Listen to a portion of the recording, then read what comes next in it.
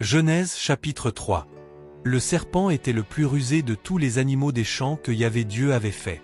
Il dit à la femme, « Alors, Dieu a dit, vous ne mangerez pas de tous les arbres du jardin. » La femme répondit au serpent, « Nous pouvons manger du fruit des arbres du jardin. Mais du fruit de l'arbre qui est au milieu du jardin, Dieu a dit, vous n'en mangerez pas, vous n'y toucherez pas, sous peine de mort. » Le serpent répliqua à la femme, « Pas du tout. Vous ne mourrez pas.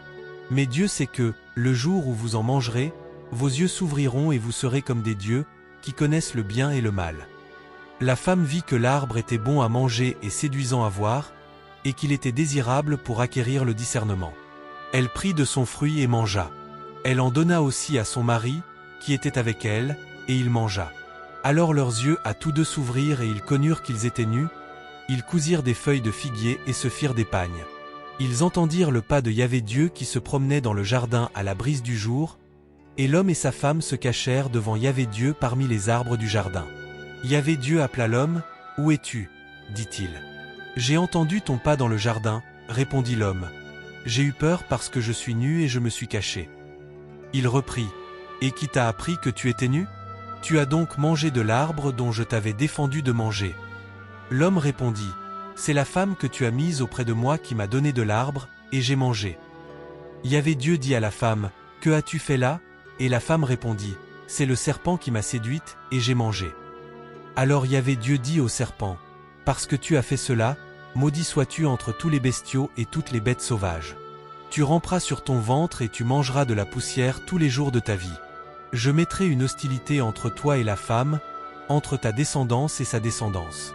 Celle-ci t'écrasera la tête, et tu lui blesseras le talon. » À la femme, il dit, « J'augmenterai la souffrance de tes grossesses, tu enfanteras avec douleur.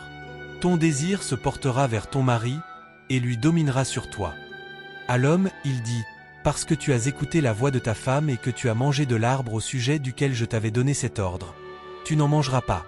Le sol sera maudit à cause de toi. C'est à force de peine que tu en tireras ta nourriture tous les jours de ta vie.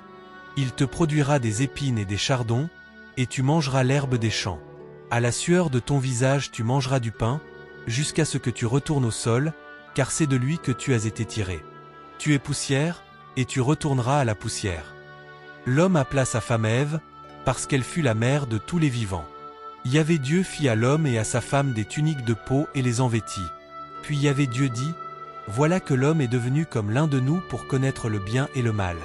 Qu'il n'étende pas maintenant la main, ne cueille aussi de l'arbre de vie, n'en mange et ne vive pour toujours. » Et Yahvé Dieu le renvoya du jardin d'Éden pour cultiver le sol d'où il avait été tiré.